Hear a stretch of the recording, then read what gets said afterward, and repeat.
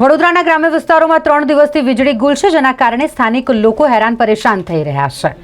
ભારે વરસાદ અને ભારે પવન ફૂંકાવાને કારણે શહેરમાં અલગ અલગ જગ્યાઓ પર વીજળી જતી હોય ને તેવામાં વડોદરા પાસેના ગ્રામ્ય વિસ્તારોમાં પણ 3 દિવસથી વીજળી ગુલ છે ને જેના કારણે લોકોને આવાજાહીમાં પણ તકલીફ પડી રહી છે।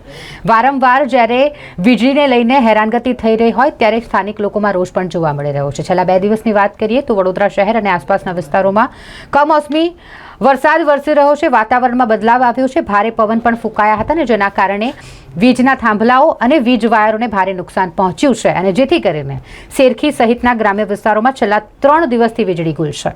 અહીં લોકોને રાત્રિ દરમિયાન જ્યારે અંધારપટ છવાઈ જાય છે ત્યારે અવરજવર કરવામાં પણ તકલીફ પડે છે અને સાથે સુરક્ષાને લઈને પણ ઘણા બધા સવાલો ઊભા થઈ રહ્યા છે। તેવામાં વહેલામાં વહેલી તકે વીજળી ફરીથી પૂર્વવત શરૂ કરવામાં આવે તેવી માંગ સ્થાનિકો કરી રહ્યા છે।